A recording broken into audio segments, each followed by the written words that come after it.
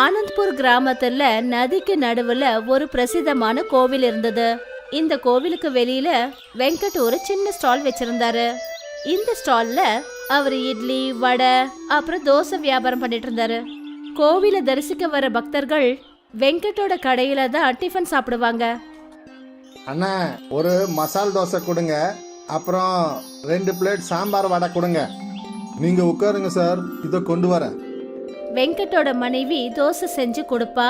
அப்புறம் வெங்கட் கஸ்டமரை பார்த்துப்பாரு. வெங்கட் எல்லா கஸ்டமர்கள்கிட்டயும் ரொம்ப நல்லபடியா பேசுவாரு.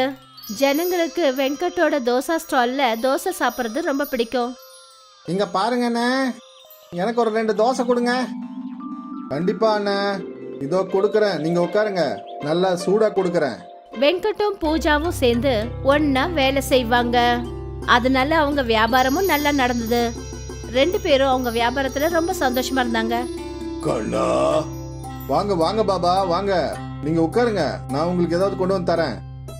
வெங்கட் தினமும் இந்த ஏழை கிழவருக்கு சாப்பாடு கொடுப்பாரு. ஆனா இந்த விஷயம் அவரோட மனைவி பூஜாவுக்கு சுத்தமா பிடிக்காது. இவருக்கு தினமும் கொடுத்து இப்படி எதுக்காக பழக்கப்படுத்துறீங்க? இந்த ஆளு தினமும் ஃப்ரீயா சாப்பிடறதுக்காக வந்துடுறாரு. பூஜா, பசின்னு வர்றவங்களுக்கு உணவு கொடுக்கறதுனால நமக்கு என்ன ஆயிட போகுது? சரிங்க, நீங்க ஃப்ரீயா அவருக்கு சாப்பாடு கொடுக்கலன்னா அவர் செத்தா போயிட போறாரு. இவர் ஏதாவது ஒண்ணு பாத்துக்க மாட்டாரா? அந்த கடவுள் நமக்கு நிறைய கொடுத்திருக்காரு. மத்தவங்களுக்கு உதவி செய்யறதுக்கு நாம தடுமாற வேண்டிய அவசியம் இல்லைன்னு எனக்கு தோணுது. ஐயோ சாமி, நீங்க வாழ்க. இப்படியே தான தர்மம் பண்ணிட்டு இருங்க. இப்படியே போயிட்டு இருந்தா பிச்சை எடுக்கிறவங்க இங்க வந்து லைன் கட்டி நிப்பாங்க. என்னால முடிஞ்ச அளவுக்கு நான் செய்வேன், மத்தத அந்த கடவுள் பாத்துக்கட்டும். வெங்கட் அந்த வயசான ஏழைக்கு கொஞ்சம் இட்லி, வடை, அப்புறம் சட்னி எடுத்து வச்சு அந்த பெரியவர் கையில கொடுத்தாரு. அந்த கடவுள் உனக்கு நல்லதே செய்யட்டும்பா. அந்த வயசான ஏழை சாப்பிட ஆரம்பிச்சாரு. அப்பதான் அங்க அந்த கோவிலோட பூசாரி வந்தாரு. அந்த பூசாரி பார்க்க நல்ல பூசணிக்கா மாதிரி இருந்தாரு. குள்ளமா நல்ல குண்டான தோற்றத்தோட இருந்தாரு. ஓம் சக்தி ஓம். ஓம் சக்தி பூசாரி, வாங்க வந்து உட்காருங்க. பூஜா அந்த பூசாரிக்காக டேபிள கிளீன் பண்ணா. அப்புறம் அந்த பூசாரி உட்கார்ந்தாரு. நீங்க என்ன சாப்பிடுறீங்க பூசாரி ஐயா? 2 பிளேட் வடை, 2 பிளேட் தோசை, 2 இட்லி. இன்னைக்கு இது போதுமா? இதோ கொண்டு வரேன். பூஜா பூசாரிக்கு சேவை செய்ய ஆரம்பிச்சிட்டா. அப்பதான் வெங்கட் அவகிட்ட போய், நான் அந்த பெரியவருக்கு ஃப்ரீயா ஏன் கொடுக்கறேன்னா அவரு ஏழை, ஆனா இந்த பூசாரி நல்லா பணக்காரன். நீ இவருக்கு ஃப்ரீயா கொடுக்கற? பிராமணர்களை பார்த்து அப்படி சொல்லக்கூடாது. பிராமணர்களுக்கு சாப்பாடு கொடுக்கறது புண்ணியம்னு சாஸ்திரத்துல சொல்லிருக்கு. இங்க தினமும் அவருக்கு நான் டிஃபன் கொடுக்கறதுனால பாருங்க, நம்மளோட தொழிலும் அமோகமா போகுது. எல்லாம் அவங்களோட எண்ணம். நீ இந்த பிராமணருக்கு சேவை பண்ணு, நான் இந்த கடவுளை தரிசிச்சுட்டு வரேன். சரி போங்க. வெங்கட் கோவிலுக்குள்ள போனாரு. கடவுள் முன்னாடி கை கூப்பி வணங்கி நின்னாரு. கடவுளே, நீங்க எப்பவும் எனக்கு துணையா இருக்கணும், அப்புறம் எல்லாருக்கும் நல்லதே செய்யணும். என் பொண்டாட்டி என்ன நினைக்கிறான்னா, நிறைஞ்ச வயரை நிறைய வச்சு புண்ணியம் சேர்க்கணும்னு அவன் நினைக்கிறா. ஆனா இது தப்புன்னு எனக்கு தெரியும் கடவுளே. ஆனா உங்களுடைய கருணை அவளுக்கும் கிடைக்கணும். வெங்கட் தான் மட்டும் இல்ல, எல்லாரும் நல்லா இருக்கணும்னு நினைக்கிறாரு. அவரு ரொம்ப நல்ல ஒரு மனுஷன். தன்னோட மனைவிக்கு தெரியாம அவரு ஏழை ஜனங்களுக்கு ஃப்ரீயா உணவு கொடுப்பாரு. அந்த கடவுள் உடனே நல்லபடியா வச்சுக்கணும்பா. வெங்கட்டுக்கு பசியோட இருக்கிறவங்களுக்கு உதவி செய்யறது ரொம்பவே பிடிக்கும். அதனால அவர் தெரிஞ்சும் தெரியாமலும் நல்ல காரியங்களை செஞ்சுக்கிட்டே இருப்பாரு. ஆனா அதுவே அவரோட மனைவி பூஜா ரொம்பவே சுயநலவாதி. அவ யோசிக்கிறது என்னன்னா, அவங்களுக்கு மட்டும்தான் கடவுள் நல்லது செய்யணும்னு நினைப்பா. அப்புறம் இந்த காரணத்துக்காக தான் அவ பிராமணர்களுக்கு சேவை செய்வா. எது எப்படியோ இந்த விஷயம் நடந்துகிட்டே இருந்தது. அப்புறம் வெங்கட் பூஜாவோட அந்த தோசா ஸ்டால் ரொம்ப நல்லபடியா போய்கிட்டு இருந்தது. வெங்கட் ஏழைங்களுக்கு உதவி செய்வாரு. அப்புறம் பூஜா பிராமணர்களுக்கு சேவை செய்வா. தினமும் காலையில 5 மணிக்கு முதல் படகை பிடிச்சு வெங்கட்டும் பூஜாவும் கோவிலுக்கு வந்துருவாங்க. அப்புறம் அங்க அவங்களோட வியாபாரத்தை பண்ணுவாங்க. அப்புறம் காலையிலேயே அவங்க வண்டி கடைக்கு கஸ்டமர்ஸ் வந்துருவாங்க. அப்புறம் மழை காலம் வந்துடுச்சு. வெங்கட்டும் பூஜாவும் எப்பவும் போல படகுல பயணம் செஞ்சாங்க. இன்னைக்கு அநேகமா பயங்கரமா மழை பெய்யும்னு நினைக்கிறேன். அப்போ கஸ்டமர்ஸ் கம்மியா வருவாங்க. அது உண்மைதான். ஆனா என்ன இருந்தாலும் வர்றவங்கள பட்னியா இருக்க விட முடியுமா? சரிங்க, கோயில்ல யாரும் வரலன்னா நாம திரும்பி வந்துடலாம். சரி. வெங்கட்டும் பூஜாவும் நதியை கடந்து கோவில் கிட்ட வந்து சேர்ந்தாங்க. அப்புறம் வழக்கம் போல அவங்க 2 பேரும் அவங்க கடையை ஆரம்பிச்சாங்க. மழை ரொம்ப அதிகமா பெஞ்சிட்டு இருந்தது. இன்னைக்கு கஸ்டமர்ஸ் வருவாங்கன்னு எனக்கு தோணல. பார்க்கலாம். அப்பதான் 2-3 ஆட்கள் அவங்க கடைக்கு வந்தாங்க. வாங்க வாங்கண்ணே, உட்காருங்க. எங்களுக்கு 3 பிளேட் இட்லியும் 2 பிளேட் வடையும் கொடுங்க. சரிங்க, இதை கொடுக்குறேன். பூஜா இட்லி வடை தயார் பண்ணா. அப்புறம் வெங்கட் அதை கொண்டு போய் கஸ்டமர்ஸ் கிட்ட கொடுத்தாரு. கஸ்டமர்ஸும் அதை சாப்பிட ஆரம்பிச்சாங்க. அவங்க எல்லாரும் சாப்பிட்டு முடிச்சதுக்கு அப்புறமா ஆனாலும் மழை நிக்கவே இல்லை. இன்னைக்கு இந்த மழை நிக்கிற மாதிரியே தெரியல. இந்த மழையினால இன்னைக்கு கோவிலுக்கு வர பக்தர்கள் குறைஞ்சிட்டாங்க. அந்த மனிதர் வெங்கட் கிட்ட பணத்தை கொடுத்தாரு. நாங்க கொஞ்ச நேரத்துக்கு இங்கேயே இருக்கோம், மழை நின்னதும் போயிடுவோம். தாராளமாங்க. அவங்க அங்க ரொம்ப நேரமா காத்துக்கிட்டு இருந்தாங்க. ஆனா மழை நிக்கவே இல்லை. அப்புறம் அவங்க நனைஞ்சுக்கிட்டே நதி வரைக்கும் போனாங்க. அந்த நதியோட கொந்தளிப்பை பார்த்துட்டு அவங்க அதிர்ச்சி ஆயிட்டாங்க. நதியில ஒரு படகை கூட காணோம். அப்புறம் அந்த நதியில தண்ணீர் மட்டும் அதிகமாயிக்கிட்டே போச்சு. அவங்க அங்கேருந்து வெங்கட் கிட்ட ஓடி வந்தாங்க. அப்புறம் அவர்கிட்ட எல்லாத்தையும் அவங்க சொன்னாங்க. இந்த வெள்ளத்தால நாம எல்லாரும் முழுகி போயிடுவோம்னு நினைக்கிறேன். யாருமே தப்பிக்க முடியாது. அப்பதான் அவங்க முன்னாடி அந்த வயசான ஏழைக்கிழவர் வந்தாரு. காப்பாத்துறதுக்கு மேல ஒருத்தன் இருக்கும்போது யாரு யாரோடைய உயிரை எடுக்க முடியும்? இங்க எல்லாரோட உயிரும் ஆபத்துல இருக்கு. இந்த பெரிய மனுஷன் சிரிக்கிறாரு. நாம ஏதாவது செஞ்சாகணும். ஐயா கடவுளே, எங்க எல்லாரையும் பாதுகாப்பா அந்த கரைக்கு கொண்டு போய் விட்டுருங்க. எங்க எல்லாரையும் காப்பாத்துங்க கடவுளே. வெங்கட் கடவுள் கிட்ட பிரார்த்தனை செய்ய ஆரம்பிச்சாரு. அப்பதான் அந்த ஏழை வயசானவர் அங்க வச்சிருந்த ஒரு பிளேட் தோசையை எடுத்தாரு. நாங்க எல்லாரும் இங்க ஆபத்துல இருக்கிறோம், உனக்கு தோசை வேற வேணுமா? என் பின்னாடியே எல்லாரும் வாங்க. அந்த வயசானவர் பின்னாடி எல்லாருமே நதி கிட்ட போனாங்க. அந்த வயசானவர் அந்த தோசை பிளேட்டை தரையில வச்சாரு.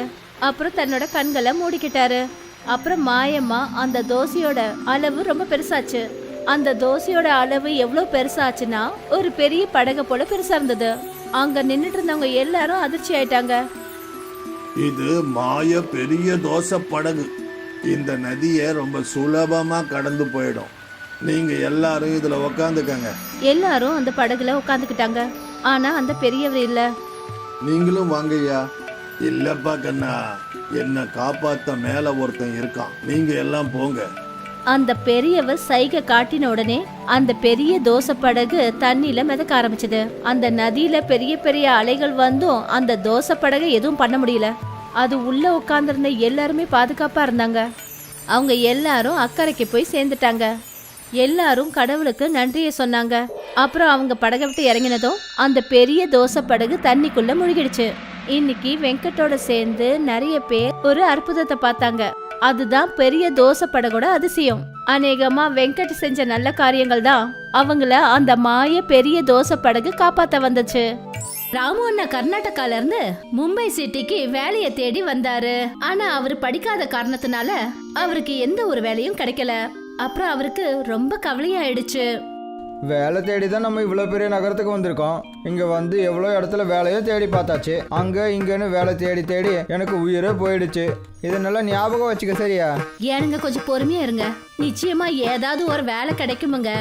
என்ன மாதிரி படிக்காத ஆளுக்கு எங்கே வேலை கிடைக்கும்? இந்த சிட்டியில் படித்த ஆளுங்களுக்கு மட்டும்தான் வேலை போல. என்ன மாதிரி படிக்காத ஆளுங்களுக்கு இந்த சிட்டியில் ஒரு வேலையும் கிடைக்காது. எனக்கு ரொம்ப கவலையாக இருக்குது தெரியுமா? எனக்கு ஒன்றுமே புரியல. இங்கே என்னதான் பண்ணுறது, இல்லை என்னதான் பண்ணக்கூடாது? நம்ம மறுபடியும் கிராமத்துக்கே போயிடலாம் தோணுது. அப்படி ஏதாவது ஒரு வேலை கிடைக்கலனா நமக்குன்னு ஒரு சொந்தமா வியாபாரம் ஆரம்பிக்கலாமுங்க. ஆனால் நாம் 2 பேரும் என்ன ஆரம்பிக்கிறது? நம்மக்கிட்ட அந்த அளவுக்கு பணமும் கிடையாது. நம்மளால ஒரு கடையும் திறக்க முடியாது. ஏற்கனவே உன்னோட நகைகளை விற்று தான் நம்ம இந்த இடத்துக்கே வந்திருக்கோம். ஒருவேளை எங்கள் அப்பா பாட்டன் ஏதாவது நிலத்தை சேர்த்து வச்சிருந்தா கூட இப்போ பரவாயில்ல. அட கடவுளே, எதுக்கு தான் எங்களுக்கு இப்படி நடக்குதோ? பேசாம நாம ஒரு வண்டி கடையை போட்டு தோசை வியாபாரம் ஆரம்பிக்கலாமுங்க. அதுக்கு நமக்கு நிறைய பணமும் தேவைப்படாதுங்க. இப்போ நீ சொன்னது சரியான விஷயம். இந்த வேலைக்கு நிறைய பணமும் தேவை கிடையாது, நிறைய படிச்சிருக்கணும்னு அவசியமும் கிடையாது. சரி, இன்னைக்கே ஆரம்பிச்சிடுவோம். சீக்கிரமா இந்த வேலையை ஆரம்பிச்சு நம்ம வியாபாரத்தை ரொம்ப சீக்கிரமா மேல கொண்டு போயிடுவோம். ராமு அண்ணாவும் அவரோட மனைவி சுனிதாவும் மார்க்கெட்ல ஒரு மூலையில ஒரு வண்டி கடை போட்டாங்க. அங்க தோசை வியாபாரம் பண்ண ஆரம்பிச்சிட்டாங்க. வாங்க வாங்கன்னு வந்து சூடான மொறுமொறு தோசை சாப்பிடுங்க. சுனிதாவோட குரலை கேட்டு சில வாடிக்கையாளர்கள் அவங்க கடைக்கு வந்தாங்க. அப்புறம் ஒரு தோசை போட சொல்லி கேட்டாங்க. சரிம்மா, புதுசா நீங்க கடை போட்டிருக்கீங்களா? ஆமாங்க, இன்னைக்கு தாங்க இந்த கடையை ஆரம்பிச்சோம். சரி, ஒரு தோசையோட விலை என்னம்மா? இன்னைக்கு முதல் நாள் இல்லைங்களா, அதனால இன்னைக்கு நாங்க யார்கிட்டயும் பணம் வாங்க மாட்டோமுங்க. நீங்க முதல்ல இந்த தோசையை சாப்பிடுங்க, அப்புறம் இந்த தோசை எப்படி இருக்குன்னு மட்டும் சொல்லுங்க. ராமு அண்ணா கஸ்டமர்ஸ்ங்களுக்கு தோசை போட்டு கொடுத்தாரு. ஜனங்களும் ரொம்ப ஆர்வத்தோட சாப்பிட்டாங்க. அப்புறம் அவங்களுக்கு தோசை ரொம்பவே பிடிச்சு போச்சு. நீங்க செஞ்சு கொடுத்த இந்த தோசை ரொம்பவே சுவையா இருக்கு. நீங்க உண்மையிலேயே ஒரு பெரிய ஹோட்டல்ல இருக்கணும். அட ஆமாங்க, எனக்கு இந்த கடையே ஜாஸ்தி தான். ஒருவேளை உங்களுக்கு என் தோசை பிடிச்சிருந்தா எப்பவும் இங்கேயே வந்து நான் சுடுற தோசையே சாப்பிடுங்க. நீங்களும் சாப்பிடுங்க, அப்புறம் உங்கள் குழந்தைங்களுக்கும் வாங்கிட்டு போய் கொடுங்க. எங்கள் கடையில் சுடுற தோசையை ஒரு தடவை சாப்பிட்டீங்கன்னா போதுங்க, எப்பவும் சந்தோஷமாக இருப்பீங்கங்க. நான் கண்டிப்பா வருவேங்க. கூட என்னுடைய நண்பர்கள் எல்லாரையும் கூட்டிகிட்டும் வருவேன். அவங்களும் இந்த சுவையான தோசைய சாப்பிடுவாங்க. மறுநாள்ல இருந்து ராமு அண்ணாவோட கடையில கஸ்டமர்ஸ் வர ஆரம்பிச்சிட்டாங்க. ராமு அண்ணா சுட்டு கொடுக்குற தோசை எல்லாருக்கும் ரொம்ப பிடிச்சு போச்சு. அப்புறம் எல்லாரும் இங்க சாப்பிடுறது மட்டும் இல்லாம வீட்டுக்கு பார்சலும் வாங்கிட்டு போவாங்க. ராமு அண்ணாவுக்கு நல்ல வருமானமும் வந்தது. நீ சொன்னது சரியான யோசனை தான். நல்ல நேரத்தில் என்ன தோசை செய்ய சொன்னேன். இனிமே நம்ம திரும்பவும் நம்ம கிராமத்துக்கு போக வேண்டிய அவசியமே இருக்காது. இல்லைன்னா நம்ம கிராமத்துக்கு போய் மறுபடியும் விவசாயம் தான் பண்ணணும். அப்படி பண்ணா நமக்கு எப்பதான் நல்ல நேரம் வருமோ. ஆமாங்க, நாம நிறைய சம்பாதிச்சு சேர்த்து வச்சு இதே ஊர்ல நமக்குன்னு சொந்தமா ஒரு வீடும் வாங்கிடலாங்க. அந்த முட்டாளோட கையில அப்படி என்னதான் மாயம் இருக்குன்னே தெரியல. நம்மளோட கஸ்டமர்ஸ் எல்லாம் நம்ம ஹோட்டல்ல விட்டுட்டு அவனோட வண்டி கடையில போய் சாப்பிடுறாங்க. சீக்கிரமா ஏதாவது பண்ணியே ஆகணும், இல்லனா அந்த முட்டாள் என்னோட எல்லா கஸ்டமர்களையும் அவன் பக்கம் எடுத்துக்குவான். ஹோட்டல் முதலாளி ராமு அண்ணாவோட கடையை மூடுறதுக்கு திட்டம் போட ஆரம்பிச்சாரு. இன்னொரு பக்கம் ராமு அண்ணாவோட கடைக்கு நிறைய கூட்டம் வர ஆரம்பிச்சிருச்சு. ராமு அண்ணா கிட்ட இருந்த தோசை செய்யறதுக்கான எல்லா பொருளும் முடிஞ்சு போச்சு. அட என்ன மன்னிச்சிருங்கண்ணா, இன்னைக்கு என்னால உங்களுக்கு தோசையை கொடுக்க முடியாது. நான் கொண்டு வந்த மொத்த பொருட்களும் காலி ஆயிடுச்சுங்க. ஆனா நாளையில இருந்து நான் அதிகமான பொருட்களை கொண்டு வந்துடுறேன். அப்பதான் பொருட்கள் எப்பவும் காலியாகாமலே இருக்கும். அட இன்னைக்கு யாருக்கெல்லாம் தோசை கிடைக்கலையோ அவங்களுக்கெல்லாம் நாளைக்கு சாம்பாரும் சட்னியும் அதிகமா கொடுக்குறேன். இன்னைக்கு யாரெல்லாம் சாப்பிடாம போறாங்களோ அவங்களுக்கு சொன்னங்க. ராமு அண்ணா அன்னைக்கு சம்பாதிச்ச எல்லா பணத்தையும் எடுத்துக்கிட்டு தன்னோட மனைவியோட வீட்டுக்கு போய்கிட்டு இருந்தாரு. நாளையில இருந்து நம்ம இன்னும் கொஞ்சம் கஷ்டப்பட வேண்டியிருக்கோம். இல்லைன்னா கஸ்டமர்களுக்கு கஷ்டமாயிடுது. பாவம் தோசை சாப்பிட வந்தாங்க, அப்பன்னு பார்த்து நம்ம கடையில எதுவும் இல்லை. ஒருவேளை கொஞ்ச நாளைக்கு இப்படியே போயிட்டு இருந்துச்சுன்னா அதுக்கப்புறம் நம்ம கஸ்டமர்ஸ் ஒருத்தர் கூட இருக்க மாட்டாங்க. மறுநாள் ராமு அண்ணா நிறைய பொருட்களை வாங்கிட்டு வந்தாரு. தோசை செஞ்சு கொடுக்க ஆரம்பிச்சாரு. அவருக்கு நல்ல வருமானம் வரத பார்த்துட்டு மத்த கடைக்காரங்க எல்லாம் அவங்க கடைக்கு முன்னாடி குப்பைய வீசினாங்க. அவங்களோட கடையை நஷ்டப்படுத்த ஆரம்பிச்சிட்டாங்க. ராமு அண்ணா எல்லாத்தையும் சரி செஞ்சாரு. ஆனா அப்பதான் மழை பெய்ய ஆரம்பிச்சிருச்சு. ராமு அண்ணாவோட அடுப்பு அணைஞ்சு போச்சு. என்ன இந்த மழை வந்து இப்படி பிரச்சனை கொடுக்குது? 2 தடவை அடுப்பு பத்த வச்சேன், 2 தடவையும் அணைஞ்சு போயிடுச்சே. இது ஒன்றும் அவசரம் இல்லையே. ராமு அண்ணா திரும்ப முயற்சி பண்ணாரு. ஆனாலும் அந்த மழையில அடுப்பு எரியவே இல்ல. அவங்களுக்கு ரொம்ப கவலையாயிடுச்சு. அதனால அவங்க கடையை மூடிட்டு வீட்டுக்கு திரும்பி வந்துட்டாங்க. இத பார்த்த மத்த கடைக்காரங்களுக்கு ரொம்ப சந்தோஷமாயிடுச்சு. எனக்கு என்னவோ நம்ம கடையை மூடிடுவோன்னு தோணுது. இவ்வளோ மழையில நம்ம விறகுகள் எல்லாமே நனைஞ்சிருக்கும். எப்போ அடுப்பு பத்த வச்சாலும் ஏதாவது ஒன்று நடந்துகிட்டே இருக்கு. அப்படி கடையில நம்மளால தோசை போட முடியலன்னா பரவாயில்ல, இருக்கட்டும்ங்க. நாம வீட்லயே தோசையை செஞ்சு கொண்டு போலாங்க. மறுநாள்ல இருந்து ராமு அண்ணா வீட்லயே தோசையை போட்டு கொண்டு போனாரு. ஆனா அது போற வழியிலேயே ஆறி போச்சு. மழையில நனைஞ்சதுனால அது ஈரமாவும் ஆயிடுச்சு. அதனால கஸ்டமருங்களுக்கு தோசை பிடிக்கவே இல்ல. கஸ்டமருங்க எல்லாம் தோசை சாப்பிடாமலே திரும்பி போயிட்டாங்க. இது தோசையா இல்ல பானிபூரியா? ஃபுல்லா தண்ணியில நனைஞ்சிருக்கு. இப்படி ஒரு தோசை எனக்கு வேணாம். இந்த மாதிரி கஸ்டமருங்க திரும்பி போறத பார்த்துட்டு ராமு அண்ணாவுக்கு ரொம்ப கஷ்டமாயிடுச்சு. மழை அதிகமா பெஞ்ச காரணத்தினால கடல்ல தண்ணி அதிகமாயிடுச்சு. சில மீன்கள், ஆமைகள் எல்லாம் மிதந்து வெளியே வந்துடுச்சு. அதுல ஒரு பெரிய ஆமை பிறண்டுக்குச்சு. அது நேராகிறதுக்கு ரொம்ப முயற்சி பண்ணுச்சு. ராமு அண்ணா வெள்ளத்தை பத்தி கவலைப்படாம தண்ணியில இறங்கி அந்த ஆமைய நேரா திருப்பி விட்டாரு. நீ பார்க்க ரொம்ப கவலையா இருக்க. என்னால உன்னோட கவலைய நிச்சயமா போக்க முடியும். உங்களால இந்த பேஞ்சிட்டு இருக்க மழையை நிறுத்த முடியுமா? இல்ல, மழை பெய்யறத என்னால நிறுத்த முடியாது. ஆனா என்னால உனக்கு அப்படி ஒரு பவுடர் கொடுக்க முடியும். அத நீ தோசை கொடையா வச்சு உன்னுடைய கஷ்டங்களை போக்கிக்க முடியும்.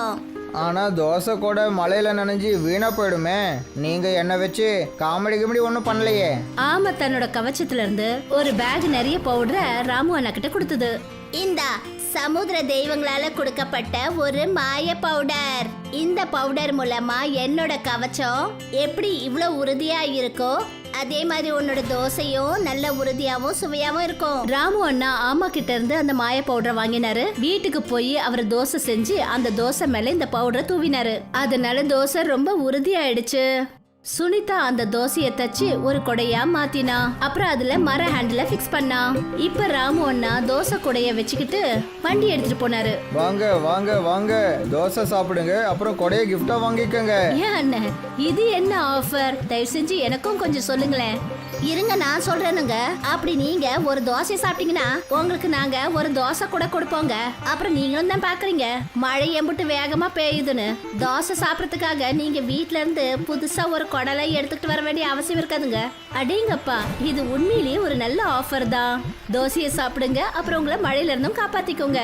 ராமு அண்ணாவோட ஒரு தோசையை சாப்பிடுங்க, ஒரு தோசை கொடைய வாங்கிட்டு போங்கன்ற ஆஃபரை கேட்டுட்டு நிறைய கஸ்டமருங்க ராமு அண்ணா கடைக்கு தோசை சாப்பிட வந்தாங்க. அதனால ராமு அண்ணா கிட்ட ரொம்ப சீக்கிரத்துல நிறைய பணம் வந்து சேர்ந்துடுச்சு. பாத்தீங்களா, நம்மளுடைய எவ்வளவு பெரிய ப்ராப்ளம் சீக்கிரமா சரியாயிடுச்சு. இப்ப நம்ம கிட்ட பணத்துக்கு எந்த ஒரு குறையும் இல்லைங்க. நம்மளோட ப்ராப்ளம் தீர்ந்து போயிடுச்சு. ஆனா இந்த சிட்டில நிறைய ஏழைங்க தான் இருக்காங்க போல. அவங்க கிட்ட ஒரு கொடை வாங்குறதுக்கு கூட பணம் இல்லையே. நாம அவங்களுக்கு உதவி பண்ணலாம். நம்ம கண்டிப்பா இதை பண்ணியே ஆகணும். எங்கேயாவது யாராவது ஒரு ஏழை பசியோட இங்க போயிட்டு இருந்தாங்கன்னா நாம அவங்களுக்கு இலவசமா தோசையை கொடுக்கலாம். யாரையும் பசியோட தூங்க விடவே கூடாது. ராமு அண்ணாவும் சுனிதாவும் நிறைய தோசை குடைகளை செஞ்சாங்க. நகரத்துல இருக்கிற ஏழை ஜனங்களுக்கு அவங்க கொடுத்தாங்க. ரொம்ப சீக்கிரத்துல ராமு அண்ணா நகரத்திலேயே தோசை கொடைக்காரர் என்ற பேர்ல ஃபேமஸ் ஆயிட்டாரு. அம்மாங்கிற பேர் கொண்ட ஒரு பிரபலமான தோசை கடை இருந்துச்சு. அந்த அம்மாசோட கடை அந்த கிராமத்துக்கு நடுவுல இருந்துச்சு. எல்லாருக்கும் முன்னாடி காலையில அந்த அம்மா கடைய திறப்பாங்க. அந்த கடையில எப்பவுமே கூட்டம் நிறைஞ்சு இருக்கிறத தான் நாம பார்க்க முடியும். அம்மா, உங்களுடைய தோசைக்கு எங்கேயுமே நிகரே இல்லம்மா. எப்படிதான் நீங்க இவ்ளோ சுவையான தோசைய பண்றீங்களோ தெரியலம்மா. அந்த கடைக்கு வரவங்க எல்லாம் அவங்க தோசைய பெருமையா சொல்றத கேட்டு நாகம்மாக்கு எப்பவுமே சந்தோஷமா இருக்கும். அங்க இருக்கிறவங்க எல்லாருக்கும் அம்மா கடையில காலங்காத்தால டிஃபன் சாப்பிடுறது ரொம்பவே பிடிக்கும். அம்மா, ஒரு மைசூர் மசாலா தோசை போடுங்க. உட்காருங்க உட்காருங்க, இப்பவே குடுக்கறேன். அந்த அம்மா எப்பவுமே எல்லாருக்கும் ரொம்ப அன்பா பரிமாறுவாங்க. அவங்க கூட நல்லாவும் பேசுவாங்க. நேரமும் இதே மாதிரி போய்கிட்டே இருந்தது. நேரத்துக்கு ஏத்த மாதிரி அம்மாவோட கடையும் பெரிய கடையா மாறுச்சு. இப்போ அந்த கடையில 2 பெண்களும் வேலை செய்யறாங்க. இப்ப அம்மா கல்லால உட்காந்து பைசாவை வாங்குவாங்க. அங்க வர கஸ்டமர் கிட்ட பேசுவாங்க. அம்மா கடையில வேலை செய்யற ஒரு பொண்ணோட பேரு வீணா. அந்த வீணாவோட பார்வை எப்பவுமே அம்மா கையில இருக்கிற பணத்தை பார்த்துதான் இருக்கும். இங்க நாம 2 பேரும் எப்பவும் வேலை செஞ்சுக்கிட்டே இருக்கோம். ஆனா அங்க அம்மாவை பாரு, கையில பணத்தை எண்ணிக்கிட்டே உட்கார்ந்துருக்காங்க. ஆனா நமக்கு என்ன கிடைக்குது? நமக்கு நாம வேலை செய்யறதுக்கான கூலி கிடைக்கும். அதுக்கு மேல நமக்கு வேற ஏதாவது கிடைக்குமா என்ன? அங்க பாத்தியா அம்மா கையில எவ்வளவு பணம் வச்சிருக்காங்கன்னு? அது அவங்களோட சம்பாத்தியம். அது மட்டும் இல்லாம பல வருஷங்களா அவங்க ரொம்ப உழைச்சிருக்காங்க. அதனாலதான் இந்த கடையை இவங்க இவ்வளவு பெருசாக்க முடிஞ்சது. அதே தான் நானும் உன்கிட்ட சொல்லிக்கிட்டு இருக்கேன். நாமளும் நமக்காக ஒரு புது கடை ஆரம்பிச்சு அதுல வேலை பார்க்கணும். வேண்டாம்ப்பா வேண்டாம், என்னாலெல்லாம் இது முடியாது. எனக்கு இப்ப கிடைக்கிற வருமானமே போதும். வீணா அவளுக்கு புரிய வைக்கிறதுக்காக எவ்வளவோ முயற்சி பண்ணா. ஆனா லக்ஷ்மி அவளோட பேச்ச கொஞ்சம் கூட கேட்கவே இல்ல. வீணா தன்னோட பேர்ல ரொம்ப நாளா கடை ஆரம்பிக்கணும்னு ஆசைப்பட்டா. அதுக்கப்புறம் அவ ஒரு நாள் அவளோட பேர்ல ஒரு புதுசா தோசை கடையையும் ஆரம்பிச்சா.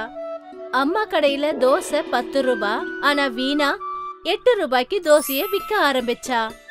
கொஞ்சம் கொஞ்சமா ஜனங்க கூட்டம் வீணாவோட கடைக்கு போக ஆரம்பிச்சுது. வீணாவோட வியாபாரமும் உயர்ந்துச்சு.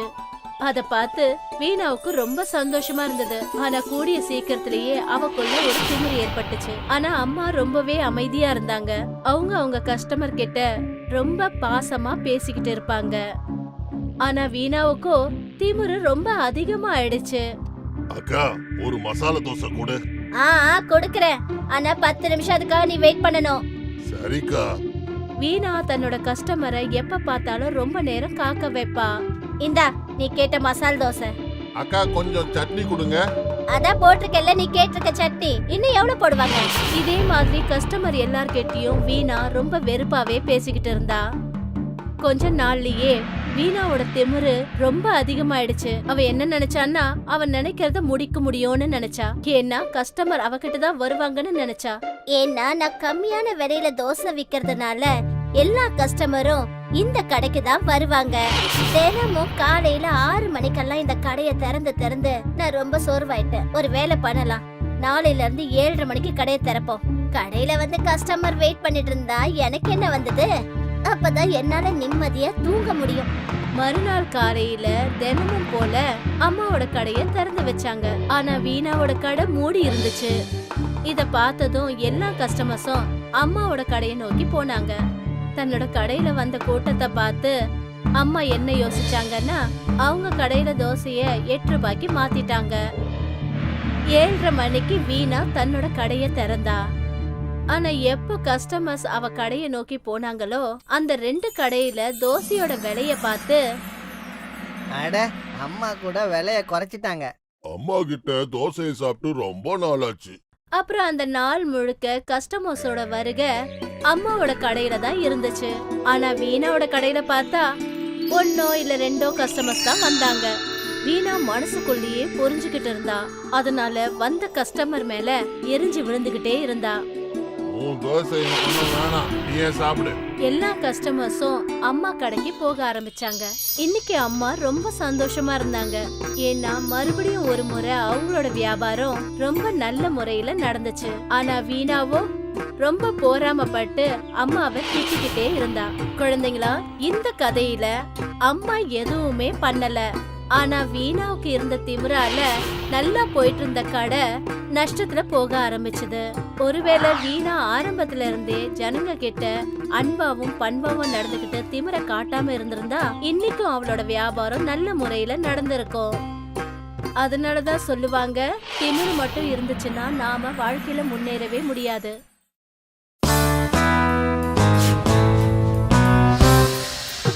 நம்ம நாட்டுல ஒரு ஊர்ல ராமாவும் தன்னுடைய கணவர் சின்னப்பாவோட வாழ்ந்து வந்துகிட்டு இருந்தாங்க. 2 பேருமே அந்த ஊர்ல இருக்கிற ஒரு நிலத்துல வேலை செஞ்சுக்கிட்டு அவங்க குடும்பத்தை நடத்திக்கிட்டு வந்தாங்க. ரமா சின்னப்பாவுக்கு ஒரு பையனும் ஒரு பாப்பாவும் இருந்தாங்க. அவங்க 2 பேரும் பசங்களை பெரியவங்களாக்கி நல்லா படிக்க வைக்கணும்னு கனவு கண்டுகிட்டு இருந்தாங்க. ஆனா இதுக்குள்ள சின்னப்பாவுக்கு திடீர்னு உடம்பு சரியில்லாம போச்சு. அவருக்கு வியாதி அதிகமாயிடுச்சு. அப்போ ரமாதான் அங்க வேலையெல்லாம் செய்ய வேண்டியதாயிடுச்சு. பசங்களையும் அந்த அம்மா தான் பாத்துக்க வேண்டியதாயிடுச்சு. வியாதியோட இருக்கிற அவங்க கணவருடைய நிலைமை ரொம்ப மோசமாயிடுச்சு. ஒரு நாள் சின்னப்பாவை பார்க்கறதுக்காக அவருடைய தம்பி மோகன் வந்தாரு. அண்ணே, உன்னுடைய நிலைமை ரொம்ப மோசமா இருக்கு. நீ டாக்டர் கிட்ட காமிச்சியா இல்லையா? காமிச்சோம் மச்சினரே, ஆனா எந்த பிரயோஜனமும் கிடையாது. நான் போய் கோயில்ல உனக்காக அர்ச்சனை பண்றேன். நீ கண்டிப்பா குணமாயிடுவ. சரி தம்பி. அண்ணி, வீட்ல இருக்கிற வேலை எல்லாம் உங்க தலையிலேயே விழுந்துருச்சுல்ல, அப்படிதானே? ஆமா, எப்படி இருந்தாலும் குடும்பத்தை நடத்தி தானே ஆகணும். அண்ணி, நான் ஒரு இட்லி கடைய வைக்க போறேன். நீங்க அங்க இட்லி போடுறதுக்கு வரீங்களா? அதனால உங்களுக்கு நிறைய பணம் கிடைக்கும். அதோட சேர்த்து உங்களுக்கு பணம் பற்றாக்குறையும் தீரும். எனக்கு அதுல எவ்வளவு லாபம் வந்தாலும் அதுல நாம 2 பேரும் பகிர்ந்துக்கலாம். அப்படியே செய்யலாம் மச்சினரே. மறுநாள் ரமா மோகன் வச்ச இட்லி கடையிலேயே இட்லி போடுறத ஆரம்பிச்சாங்க. ஊர்ல இருக்கிறவங்களுக்கு எல்லாருக்கும் ரமா போட்ட இட்லிய ரொம்ப பிடிச்சிருந்தது. கொஞ்ச நாள்லயே ரமா போட்ட இட்லி ரொம்ப ஃபேமஸ் ஆயிடுச்சு. கடைக்கு டெய்லி சாப்பிட்றதுக்கு ஆட்கள் வந்துகிட்டே இருந்தாங்க.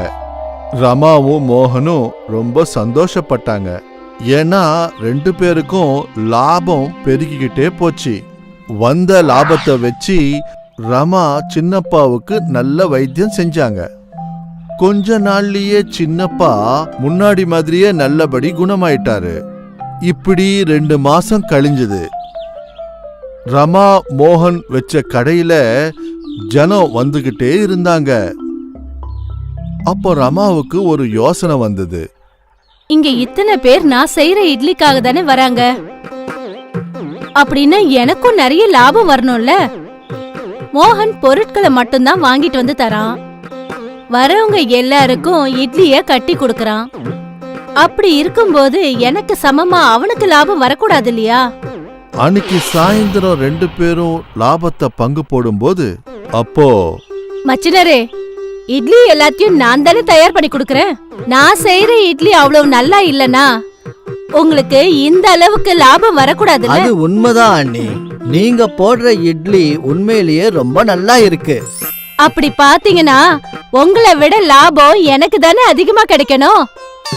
ஆனா அண்ணி, இது ரொம்ப தப்பு. நானும் நாள் பூராவும் உழைக்கிறேன்ல, அப்பதானே நம்ம 2 பேரும் இவ்வளவு சம்பாதிக்க முடியுது. அதனுடைய அர்த்தம் என்னன்னா, நம்ம 2 பேரும் சமானமா தான் கஷ்டப்படுறோம். அதனாலதான் லாபம் நம்ம 2 பேருக்குமே சமானமா இருக்கணும்.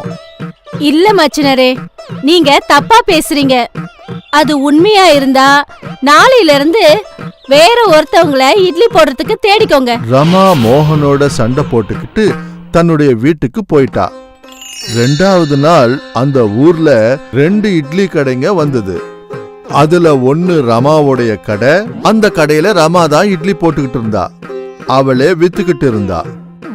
இன்னொன்னு மோகனுடைய கடை.